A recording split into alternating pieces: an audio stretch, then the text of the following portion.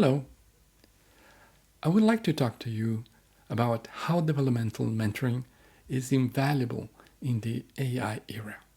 My name is Paul Anwandter, and welcome and thank you.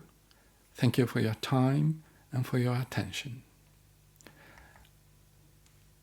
I would like to split this conversation in two different steps. One's very techy about AI. I am as well an electronic engineer, as well as a mentor. And the second part, talking about developmental mentoring. So the purpose of this conversation is to address that in this era of rapid AI advancements, our interaction with technology is really reshaping the very fabric of our work, living, and thinking processes. So, I would like to share with you how developmental mentoring can be a pivotal tool in this transformation, helping you refine your cognitive abilities to stay valuable and ahead. And we'll delve into practical models, concepts that will empower you to enhance your thought articulation, embrace systemic thinking, and harness critical thinking skills, ensuring you thrive in this fast-evolving landscape. And explore the transformative impact of AI and automation on work and human interaction, emphasizing the need for evolved thinking to align with AI's rapid advancements, as well as to highlight the significance of developmental mentoring in enhancing that thought articulation, the processing speed, the creativity that will come together, and critical thinking in the AI era and how it's going to affect all of us. Question now is, what is AI? And AI is a branch of computer science that focuses on creating systems capable of performing tasks that normally require human intelligence.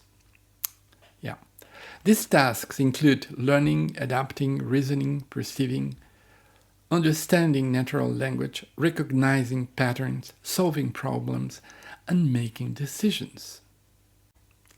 AI uses various techniques and algorithms such as machine learning, neural networks to mimic human intelligence and improve its performance as it acquires more data and experience. And we can split that on weak and strong AI. And let me talk about weak. Weak AI, or narrow AI, refers to artificial intelligence systems designed to perform specific tasks without possessing the ability to understand or reason beyond those tasks. An example of weak AI is virtual assistants like Alexa, Siri, or you name it, which can answer questions and perform basic actions but does not have consciousness or general understanding. On the other hand, strong AI, or general AI, is a form of artificial intelligence that has the capability to understand, learn, and reason at a human-like level across any domain of knowledge. Strong AI has not yet been achieved, as you well know, and is a long-term goal in artificial intelligence research. And so, let's go to AI important steps, in my opinion. First is Turing machine, and that was in 1836. The British mathematician Alan Turing proposed a theoretical machine known now with his name, Turing machine, which laid the groundwork for modern computing and artificial intelligence. Turing also formulated what it's called now the Turing test in 1850, an experiment to determine whether a machine could convincingly mimic human intelligence. So long time ago. Then, for me, it's the creation of Lisp. And Lisp is a programming language which became the predominant language for artificial intelligence research.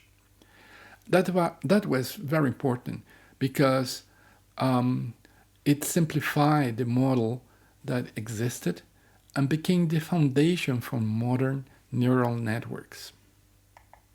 Then it came machine learning with fuzzy logic. Probably you have seen those vacuum cleaners that they can do smart things, but very specific ones. And it came afterwards, the rise of deep learning. And it was a key milestone in the recent history of AI. That was in 2012, where it was demonstrated that the deep neural networks could significantly outperform other approaches in image recognition tasks. Very important. This event marked the beginning of a renewed interest in deep learning and artificial intelligence, driving significant advancements in areas such as natural language processing, computer vision, and text generation.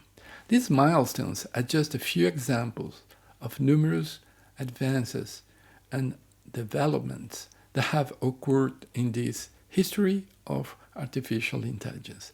AI continues to be a rapidly evolving and expanding field of research, as you well know, where every day we've got something new. And let's talk about some of AI uses.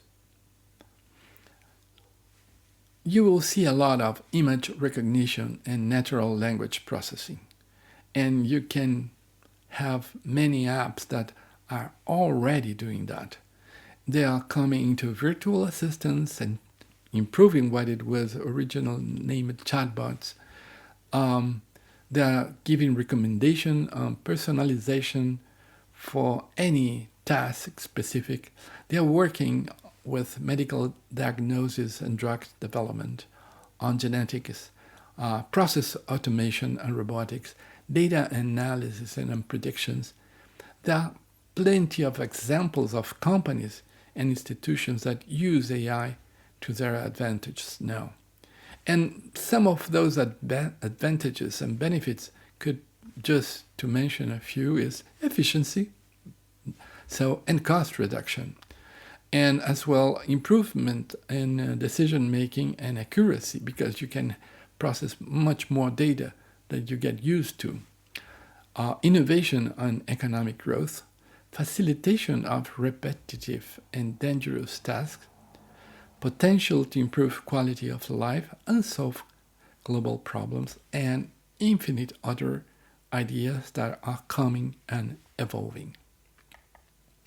So let's talk about the consequences, because they are the other side of the coin, and consequences are very much related, and there are a lot of concern about labor displacement and employment. Positive side, abundance of goods and services, new generation of opportunities and new job opportunities that we don't know that they are coming on, but they will be there. Biases and discrimination and the algorithm that may be, you don't know who is behind of the code that is taking that decisions and you're trusting that. Dependence and lack of human skills. And that's the point for us in terms of mentoring, because we are in the human skills. People's dependence on stopping basic processes and not replacing them with others. So just to mention a few of them. And let's talk about the future of AI. Possible errors in the learning process that could happen. Major advances in the pharmaceutical area. It's happening very fast. As I mentioned before, advances in genetics and life expectancy, that is going to cause economic problems, because if life expectancy is going to be longer, who is going to support that? That's the traditional thinking, but maybe in a modern thinking, there will be place to everybody. Advances and emerging trends in AI, such as deep learning and conversational AI. So we're not clear enough how it's going to happen, but this is going to happen, that probably you have your personal assistant, and the point is that we have to improve our thinking to have an assistant and not on the contrary. The role of collaboration between humans and machines in the future. The importance of education and training in AI-related skills as well as human skills. And probably this is a very important point, is reaching singularity. And probably you have heard about that concept of singularity that comes from Ray Kurzweil. And maybe I'm not sure that he was right or wrong when he says that in 2040 or something, 42, 45, singularity was going to be achieved. Maybe it's going to be sooner than later.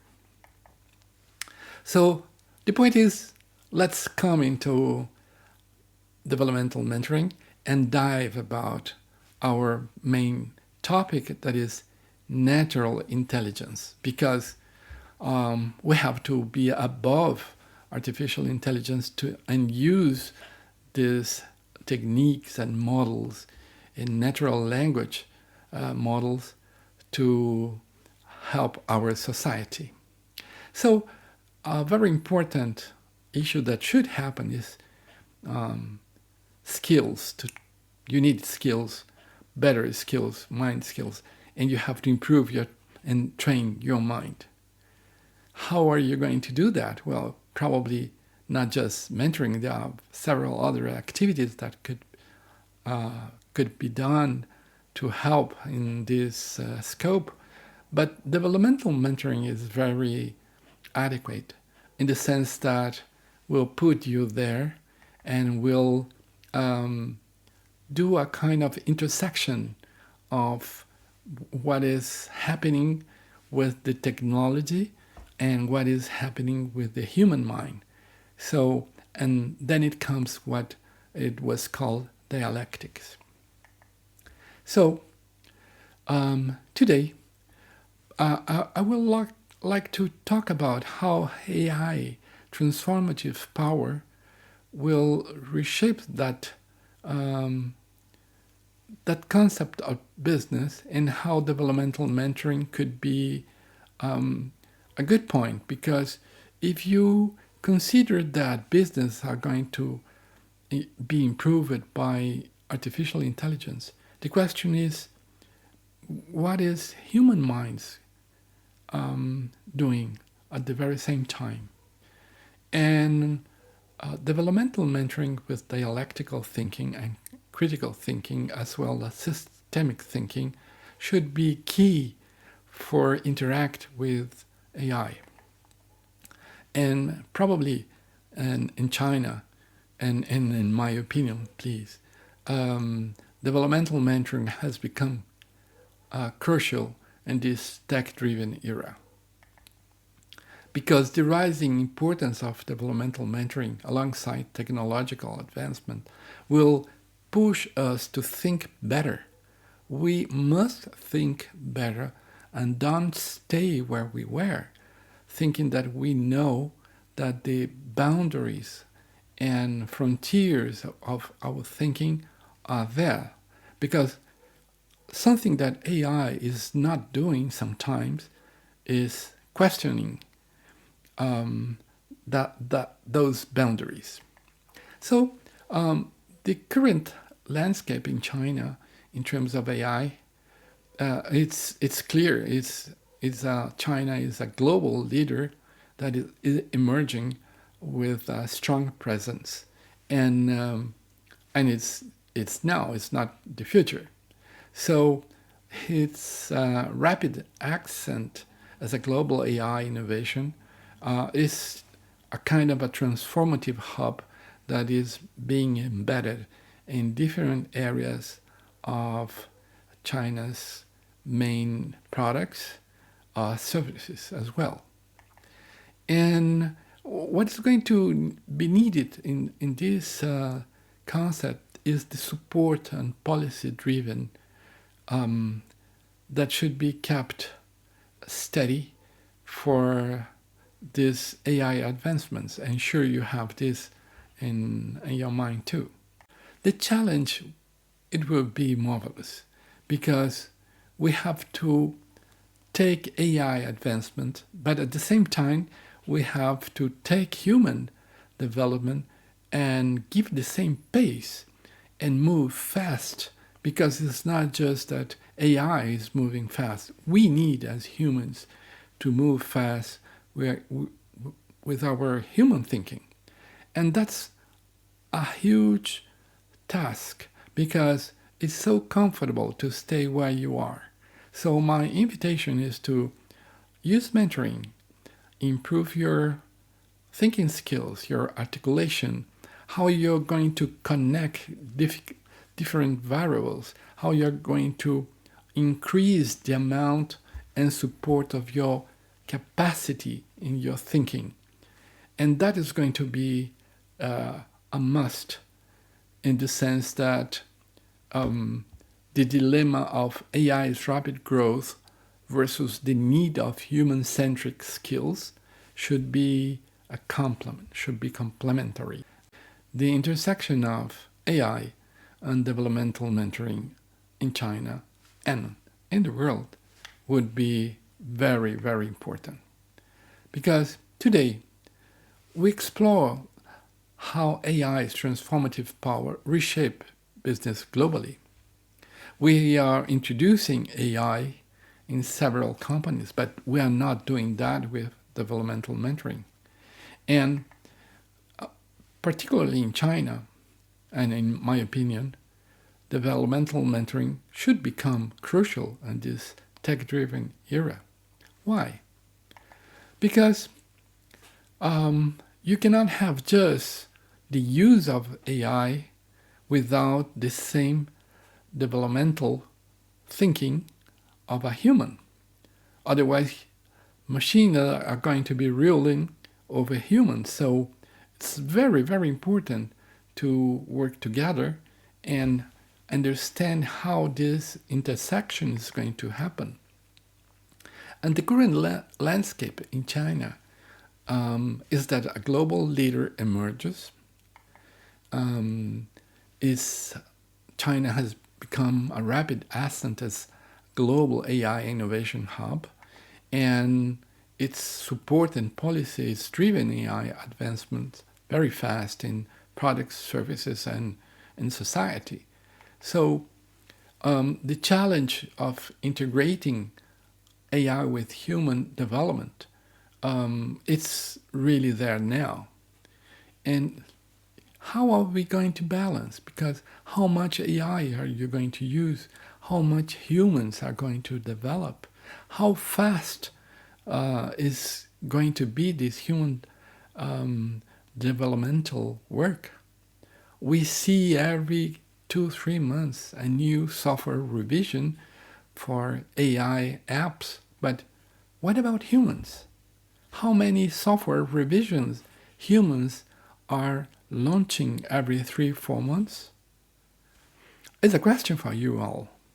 So the dilemma of AI's rapid growth versus the need of human-centric skills is there, is present.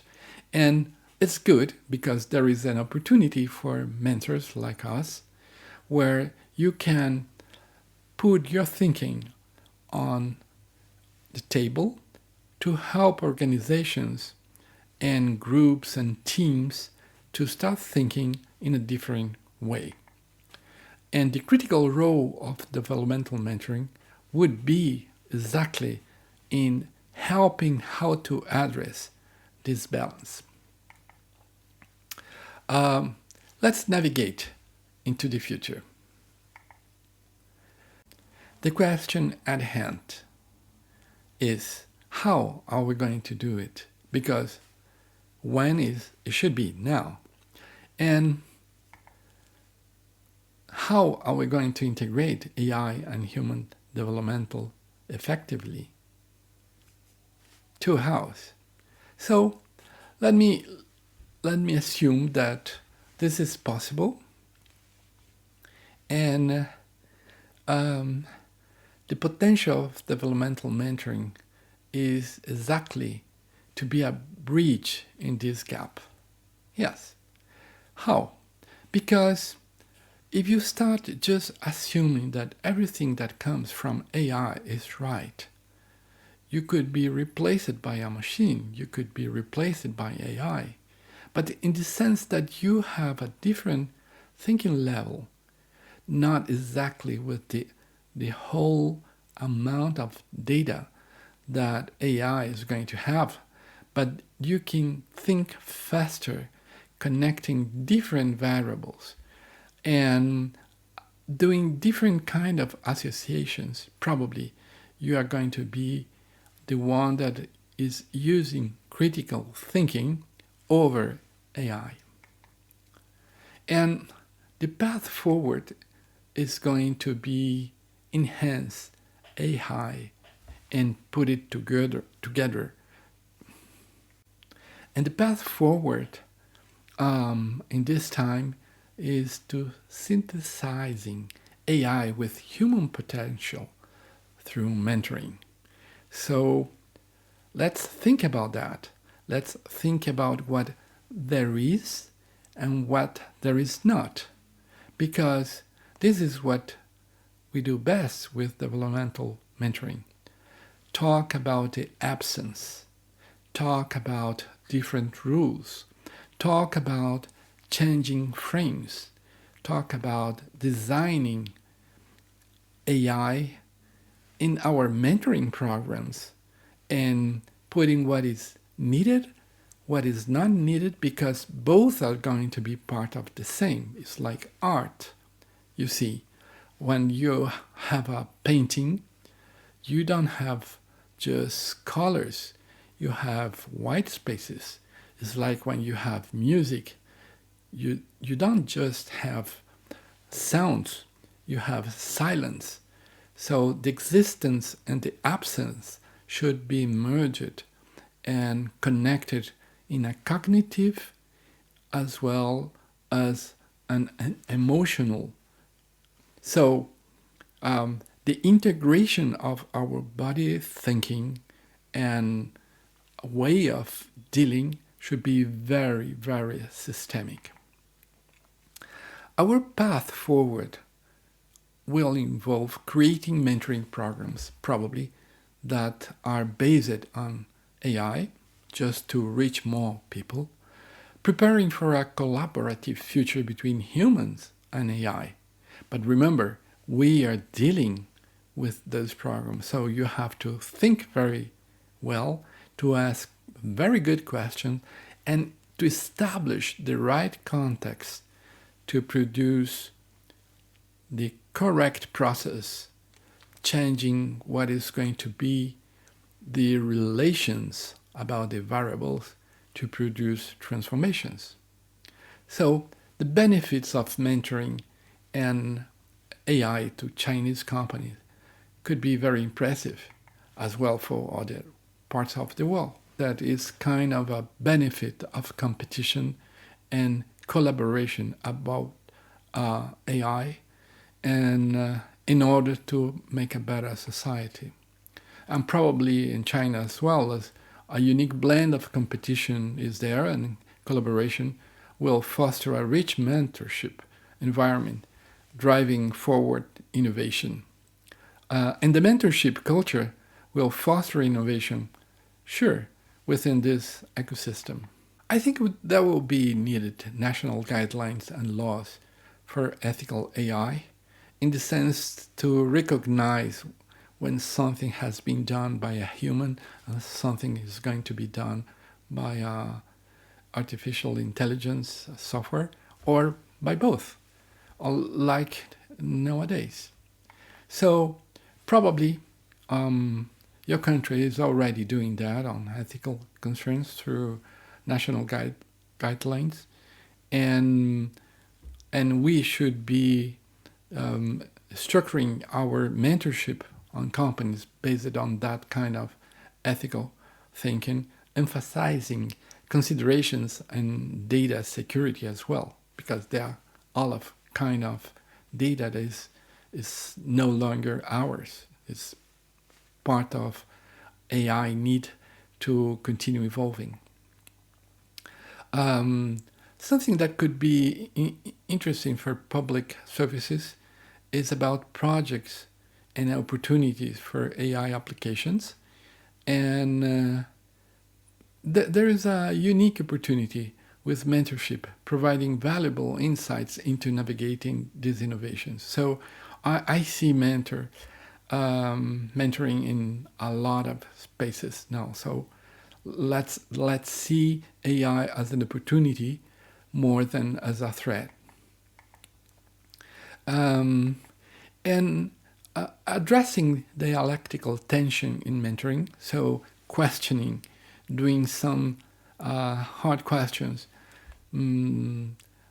challenging hypotheses, challenging our customer, it will be very, very needed, because otherwise everything should be fast and automated, and we will have no questioning for AI environments. And this could be very dangerous at the end. So crafting AI mentor programs will help us to reach more people, will be addressing unique challenges and opportunities in this AI-driven world, but we are ready and prepared for future collaboration. And remember, addressing dialectical tensions in mentoring, so working always with the existence and the absence, increasing the amount of variables and connections that we are handling is kind of, how do you say, doing, in French is jonglerie, where you have several balls and you're doing, you have to keep all of them on air. So, in conclusion, the synergy between AI and developmental mentoring is going to be key to fostering innovation, ethical development, and global competitiveness in China and in our whole society. So, thank you very much for your attention. Thank you very much for being here. And I don't know if you have any questions. I will be glad to. Thank you. Thank you, Paul. You are mute. Hello. Thank you. Good morning, good afternoon. Good morning. Thank you. Thank you for your wonderful presentation. You've brought fresh new perspective for both mentoring and AI. And your presentation on integrating AI with developer mentoring, it's very forward-looking and thought-provoking. And we've got much a plan from the audience and also some questions from the audience. And now we moved on to the Q&A. 好，我们非常感谢我们破教授刚才精彩的分享，就是分享了关于这个 AI 和发展性导师制的融合应用。那现在我们进入问答环节，大家有问题的话可以随时打在聊天框里，我们也会在线收集大家的问题，然后反馈给我们的嘉宾。Okay, we've just got some questions and some of them are in Chinese and we've translated some of them into English. I'll put them into the chat. Okay, thank you. Okay, the first question, and it's also my question. Yeah, here. What are the differences between traditional mentoring and developmental mentoring? Yeah, it's a very good question indeed. I think the traditional mentoring is targeting to do things. So, but you have that idea of doing things and reflect about how other person has done it better. When you talk about developmental mentoring, you have the distinction about what is competence, behaviors, and capacity. So in developmental mentoring, you try to develop the capacity of the person. It's like, for instance, if you have a cup of a certain liquid, and you put a liquid on that cup, it will reach a point that no more water is going to come into that cup, isn't it? So the point is the water reflects as a metaphor the variables you have to handle. And you need to increase the size of the cup, otherwise of your mind. So in developmental mentoring, you work much more to develop the mind of that person. And once it has a different mind, then it can handle more variables. And then after, it will become a different person in terms of doing it what it was not easy to do before. So it's a little bit more complex, but it lasts longer because it's not just how to sell more, or is how to see the world differently to do better things. Did I say too complicated? No, I'll translate. Okay. Okay, thank you. 那第一个问题呢是这样，就我们今天的 Paul 他现在分享了一个关于发展性导师辅导。那这个问题是发展性导师辅导，它跟传统的这个导师辅导有什么区别？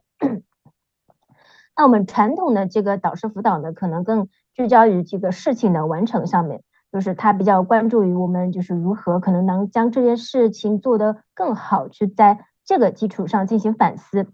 那发展型导师辅导呢，它更聚焦的是一个人他的一个能力，他的行为，他主要提升于这个人的行为，以及提升这个人的扩展他的一个思维。比如举个例子，就像一杯水，我们一个杯子，我们往里面倒水，然后你可能倒到一个点的时候，它就满了，你不能再倒了。如果你还想再倒的话，那你可能就要换一个更大的杯子。那其实这呢，对于你的大脑里的思维也是一样的，可能你到达一个点了，那就需要更大的突破去拓展你的这个大脑思维，能够让它就是有更大的能量、更大的容量，也就具备更强的一个能力。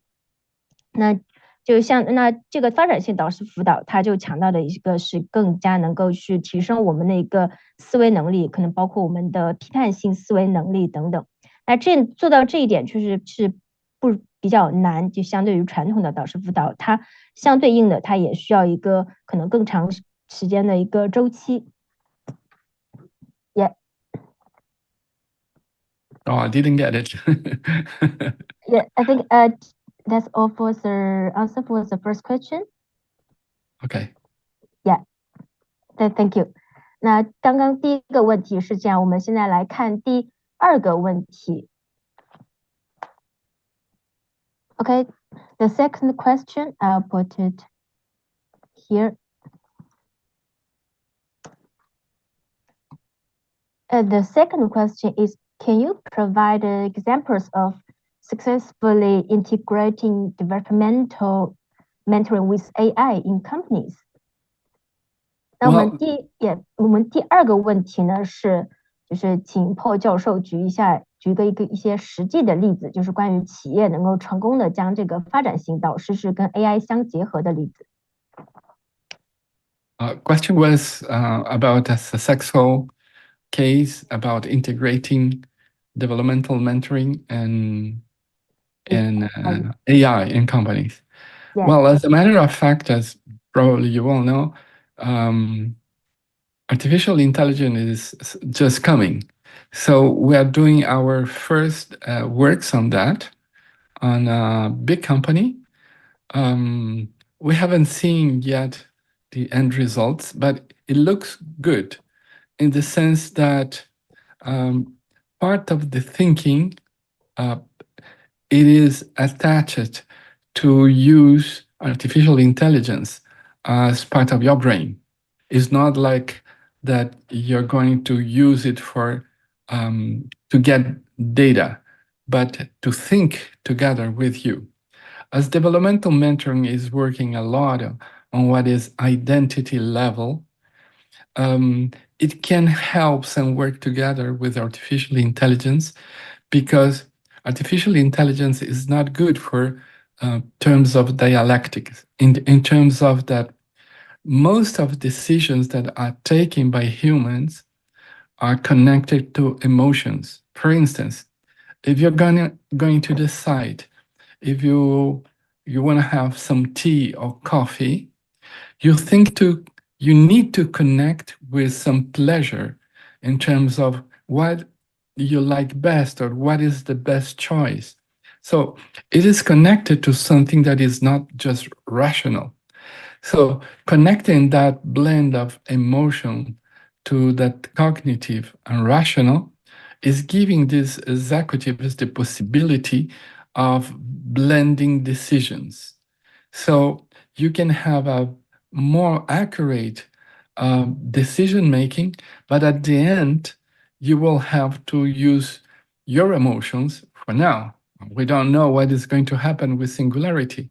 But for now, this is what we're doing, and it's just started the process. It's a very huge company, at least here in Chile. There are a couple of them, of executives that are being trained on that. And it's interesting, it's very interesting. It's not an easy task to think that part of your brain is side by side. But we get used to that when we start working with calculators, and then after we start working with computers. Nowadays, for instance, I don't know in your case, but can you imagine yourself working without a keyboard? Why we use a keyboard? Maybe in the future it's not going to be needed. You need everything just talking. Because when you're using a spreadsheet, actually what you're doing is translating what you want to do in your mind in numbers and data. But what about if you have something that is so clever, so smart, that can pick that as it was from your mind and translate it in reality?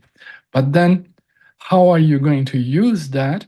It means you need a different thinking, a different capacity, a different you. And that's why developmental mentoring is working at the level of identity. I have the impression that it was too complex, my answer. Thank you, thank you. It's a great answer to the question. 那 Thank you. 关于第二个问题，就是说在现在企业有没有将这个 AI 跟这个发展性导师制相结合的一个成功案例？就是目前来讲的话，其实在就是全球范围内，可能目前来讲，其实大体上它可能是属于一个比较开始的阶段，因为珀勒教授他的演讲确实很具有前瞻性，就目前来讲呢，他可能目前还没有取到什么的成果。那么比如说在珀教授他的国家在智利呢，目前可能在很多企业的高管以及正在接受这样一个 AI 和导师制相结合的一个培训，因为我们就是因为一方面我们其实以往呢，就是很多企业我们用 AI 的，其实更多的去获取数据，更多的处理数据什么的，但很少就是运用到就是我们的人大脑的思维，就是 AI 一直向前进，但我们大脑的思维它就处于哪个阶段，是不是跟 AI 能够齐头并进？那导师辅导的作用就是能够提升就是我们的思维能够跟上 AI 这个发展的脚步。因为比如想一下，我们现在很多我们在企业做决策的时候，这个决策大多数是由人做出来的，而人呢，他有很多比较感性情绪的一面。就很简单的，比如说日常我们去喝茶、去喝咖啡，那我们去在选喝什么样的哪种咖啡、哪种茶的时候呢，这个其实我们都会带着一定情绪，带着心理上的愉悦去做选择。不仅仅是说理性的去做我要这个，那这个就回归到如果说结合 AI 的话，就是如何我们能够比如说在日常的这个工作当中，我们如何能够将这个感性和理性的一面结合起来去做这样的一个决策。那这样的决策它就是更综合性比较强一点，结果呢也更准确一点。那我们现在呢，就是再举个例子，就我们现在日常生活当中，大家离不开计算机。比如说，你想象自己能不能工作的时候，如果没有键盘，你怎么办？那在未来，我们很可能就不需要键盘了，可能我们只需要，比如说通过说话的方式，我们可以处理所有的事情。不像现在我们可能用到各种 Office 软件，可能比如说用 Excel，我们会把可能我们的想法都转换成了这个 Excel 上的数据，各种各样的数字。但是在未来呢，可能这一步就都直接略到了。那我们可能就是未来的因为 AI 更加的智能了，可能我们仅仅通过说话的方式就能实现这个一切的事情。然后我们在与此同时呢，就是我们需要做到的一点是，我们如果要驾驭一个 AI 的话，那我们的思维一定要能在 AI 的之上，那我们一定要去提升自己的思维。那发展性导师制呢，它的作用就是这样的，它尽量的去帮助我们去提升自己各方面的思维，我们的批判性能力，我们的思维，我们的表达，然后能够与 AI 然后就是一同的，我们能够齐头并进，就共同的一个发展。Okay, thank you. We also have the asked questions in the chat. Okay, I'll see what's this. Mention culture. Oh, it says. This is about this metaphor. Yeah, you mentioned the concepts like music and silence, and what's this metaphor for in AI? Yeah, we first please answer this question about the metaphor. Yeah, that's a very good question, indeed. Well, if you have artificial intelligence, the absence of artificial intelligence would be natural human intelligence. So the one cannot exist without the other. So, but it's on us to improve our human and natural intelligence. 那这个关于就是音乐跟它其实是说，就是我们音乐当中，我们有就是演唱有这个音乐的节拍有声音，同时也有留白。它这个比喻就相当于可能比喻我们一个 AI 的智慧与我们的人的智慧，就是比如说一部分是 AI，然后当 AI 可能就是缺失留白这一部分是由我们人的思维就补上的，就是人和 AI 之间它是一个互补的关系，互补共生的一个关系，是这样的一个比喻。Thank you 希望刚才的回答这位观众能满意啊。如果有问题的话，还可以继续提出来。Okay, the another question is what critical thinking we should have and how to improve it. Oh, that's a hell of a good question. Yeah. I think it comes since ancient Greeks and ancient times.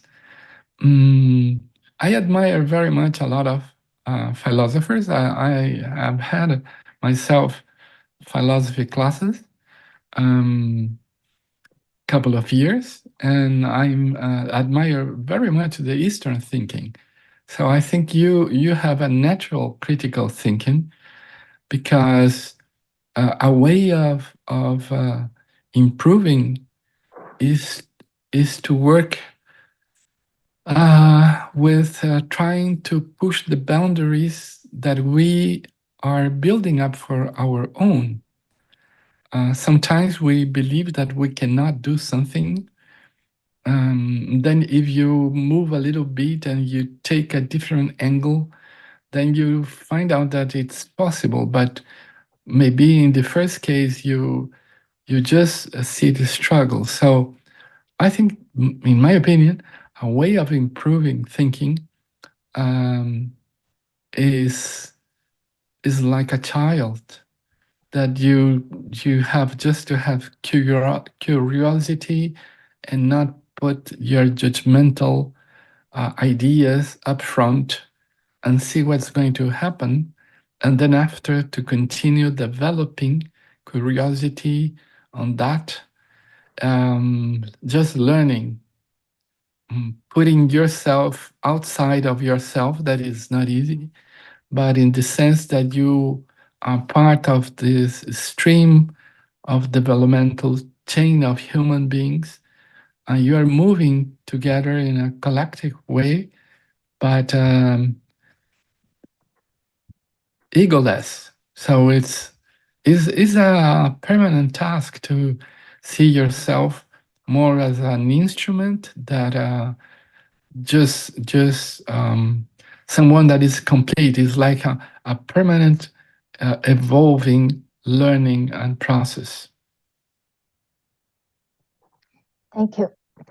这个问题呢就是我们能够人类应该具备什么样的批判性思维？那如何去提升这个批判性思维？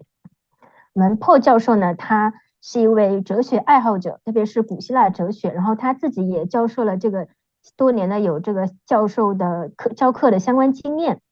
那他觉得呢，我们这个其实人的批判性思维其实是天生的。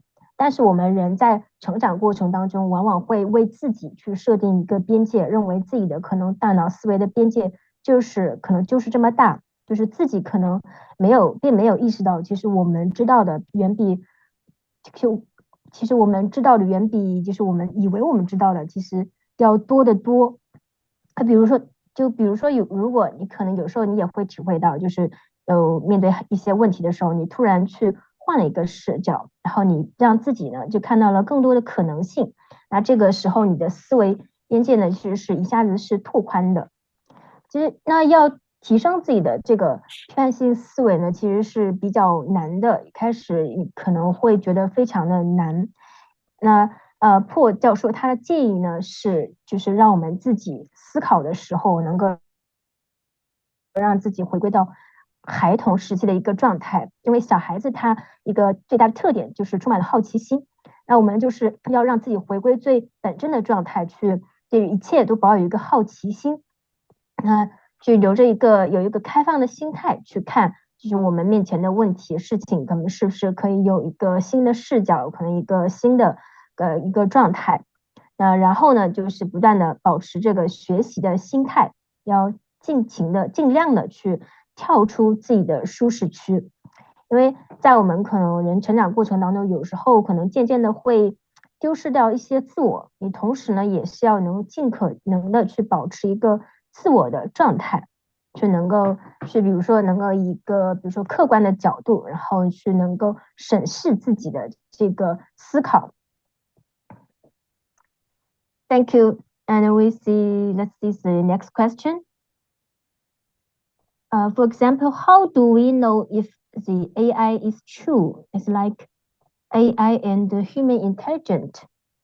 How do we know if AI and human intelligence is true? That's a good question. Well, the first question maybe is, what is true? What is the truth? I think in a simple way, nowadays, the truth is considered by a collective of people considers that is part of nature. It's like if I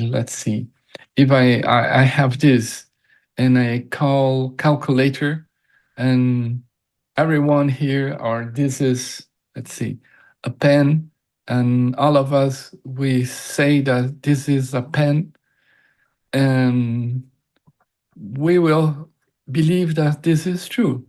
If I say this is a dog, probably you will say this is not true, but it's in a kind of agreement of what it is and what it's not. But I can say that this is a no dog, and this is true as well, because at that point I'm working with the absence. So the first question in the sense of, is this AI true or not, I think is to define what is true. And the true is considered the nature of things, how they are labeled, and then after how we give meaning to that. And this is a kind of an agreement. So if a collective will see an elephant and believe that the color of the elephant it is named pink, it will be pink. Maybe you see it differently because you have different reference. So in that sense, nowadays you put some prompts or statements, you ask someone that is requested to do a lot of chores and tasks like design, paint, compose music, write emails, and something is coming back. And it seems that in that machine, there is a lot of intelligence. So we are calling that, in a collective way, artificial intelligence, because we don't see someone exactly producing those tasks. And we believe it's true, but maybe it's not. I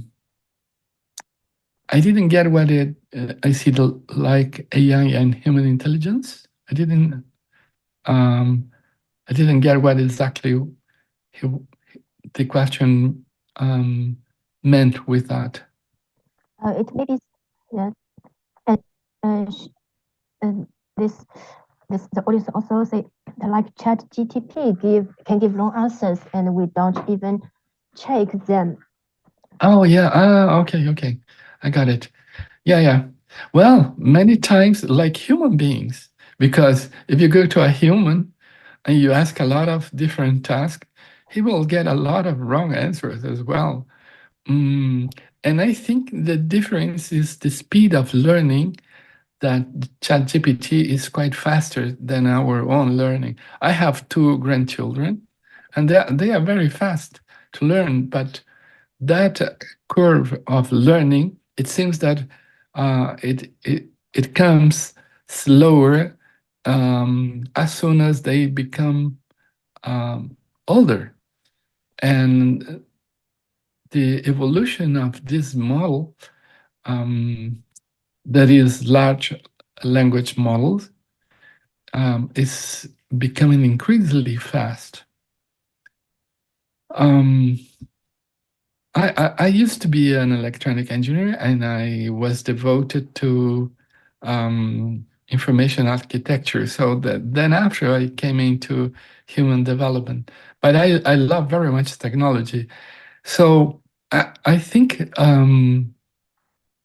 the basic of what is inside of this machine is a model of a human being, but thinking and processing faster than anyone, and using quantum computers is going to be much faster as well. So I don't know if it's real or not real, but at the same time, there are things that ChatGPT, I don't know if it's, I don't know. I don't have answers for that. I have more questions. For instance, I have asked ChatGPT to write poems, and but you know, it comes to previous information and is assembling a lot of data that it was previously written by humans. So that's a good question. Is that from GPT or is that from human and is reprocessing the information? But isn't that what we are doing as well? For instance, when Beatles have composed the songs like Yesterday, weren't they using previous notes, previous chords that existed thousands of years before? So are we really the owner of our data, or are we just mixing new recipes, mixing up the information that was already there? So it's a good question that I have no answer. 那我们来看，这个问题呢是问的非常好，就是我们如何能够知道，就是 AI 它是否对的，就跟人是一样，因为我们人可能有时候会犯错，那么 AI 它也可能会给出错误的答案，然后我们就是甚至就没有就是发现，也没有说检查到。那这个呢，其实就像关于，比如说我们如何知道 AI 它是正确的还是错误的？就比如说我们手边我们有一个计算器，或者是我们有一支笔，那我们大家都知道它这个东西它是计算机，它这个是笔，我们知道它不是。可能如果说我说它是狗的话，那大家可能会发笑，不对，那这就是一张笔，因为我们人类已经达成了一个共识，那这个东西它就是笔。那对于 AI 的话，它到底是什么是真的话，其实这个首先呢，其实是我们事先其实对这个东西是有一个定义，有一个标签的，就是对于这个具体的事物，就像我们平时说这个是笔，我们事先给予了这个东西它一定的意义，然后我们人呢一个达成了一个这样的共识。那是对 AI 也是的，就是我们事先可能对它已经有下了一个定义，这个东西是怎样的，那么它然后就是怎样的。如果可能它就不会是别的什么其他的什么东西。那还有就是我们就是，但是就是有一点就是 AI 跟我们人类也有一点区分的，就是一个学习的速度。因为我们知道这个 ChatGPT 它这个学习的速度能力一定是比人快的。像我们人，比如说可能随着一个可能年龄的增长，有时候可能说这个学习的能力可能并不是说可能会相对而言会渐渐的，就是比年轻的时候可能会弱一点。但是机器呢，像它在比如说大语言模型的驱动下，它的学习能力是越来越快的。那么破教授呢，因为他之前，因为他也是人类发展方面的专家嘛，也是比较会深度研究一些这样的基础机器学习。因为机器其实在深度学习过程当中，它也是融合了我们就是人类思考的一个模型，可能就相对应的就是我们它有时候比如说 ChatGPT 它处理一个任务的时候，它可能一方面它是有自己一个学习能力以及加一个再处理再生的一个能力，但也可能它可能就是融合了人类可能过去的一些数据，然后这些数据可能也有一些问题，导致它也会去给出那些可能不那么精确的答案。那这个问题确实是值得我们深思的。好，我们谢谢问问题的朋友，同时也非常感谢我们的破教授。Given the time constraint, thank you very much, Paul, and think that's all for today's the Q&A. Thank you again for your wonderful presentation. And Thank you. I can see we have a lot of questions, a lot of challenges, a lot of opportunities for this area, the AI and the developmental mentoring. Yes, Thank indeed. you once again. Thank you for your Thank you, attention and for the invitation. I'm very pleased. Thank you very much, you say. Thank you. Thank you Okay. very much. Bye And bye. Thank bye you. bye. Have a good. Thank you. Have a good Bye day. bye. Bye bye. You too. Bye bye. Bye bye. Thank you.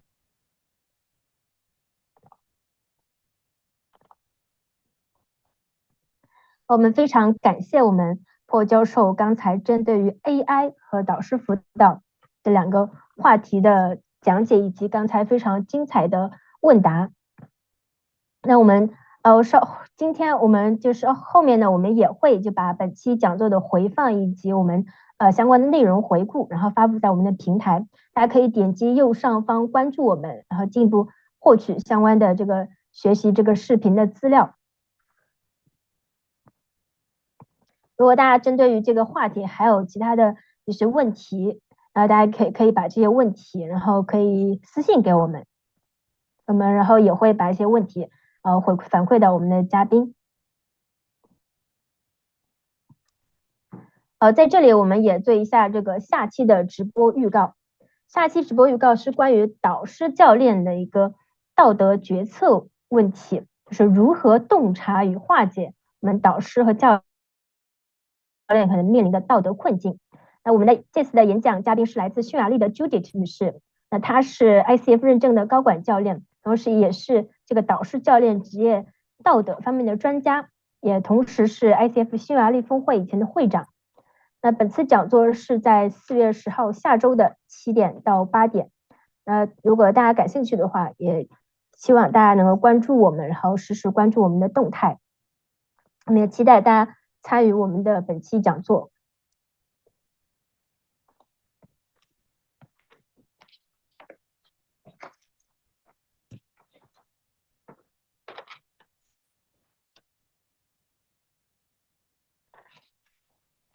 那最后我们就是在刚才的演讲中，我们就是见证了这个导师辅导跟 AI 的这个完美结合。那这个创新模式不仅它为教育，也为我们社会人才发展注入了新的活力。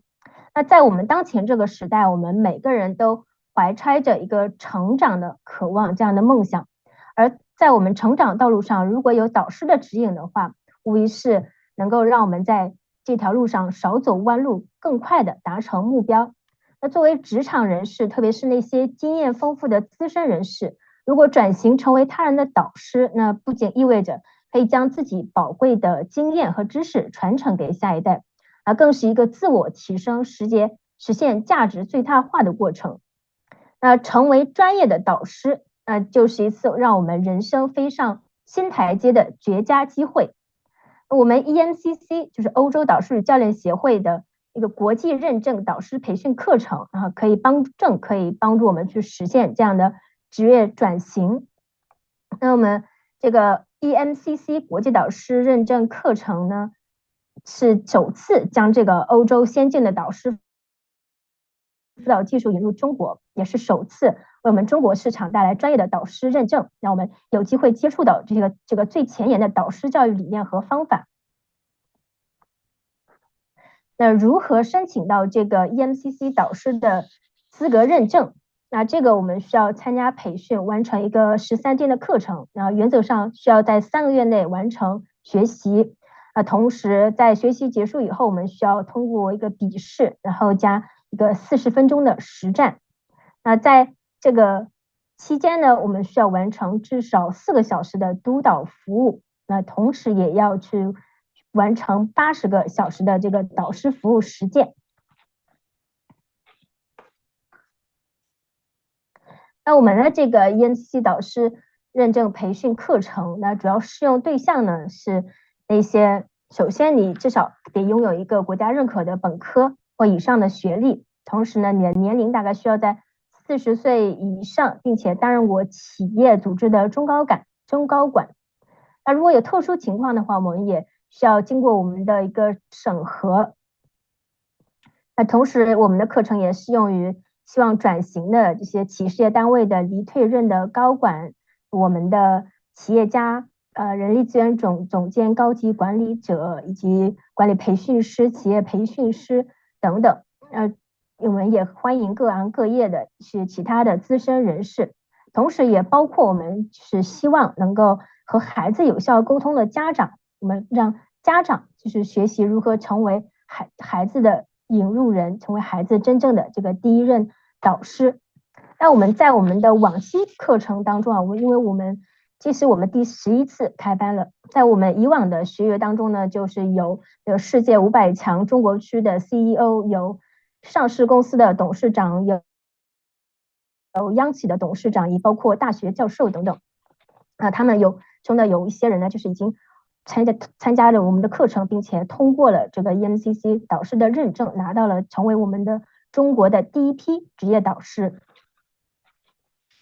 那关于本次课程的这个详细信息，比如这个导师的缘起发展，以及我们导师辅导的具体应用场景，以及我们的资深讲师团队，以及我们过往学员的故事，大家可以呢点击右上方关注我们，然后关注我们的动态，我们都有具体在我们的公众号，我们的都有就是具体的进一步介绍。那大家也可以私信我们去进一步了解这个课程的具体信息以及申请流程。那我们本次课程呢在5月开班，同时我们也提供了这个限量的优惠名额。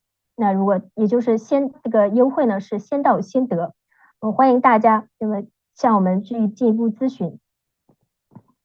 那最后呢，我们也希望就是大家能够去跟我们一起在这个导师辅导跟 AI 的交融中，然后成为国际认证的导师，大家一起打破这个事业的天花板，开启无限的可能。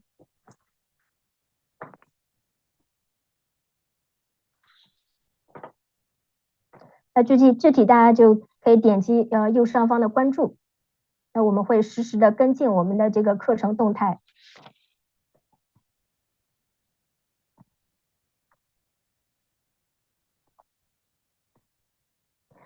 好，以上就是我们今天讲座的全部内容。我们今天非常感谢大家的关注和参与，那我们下一期再见，大家晚安。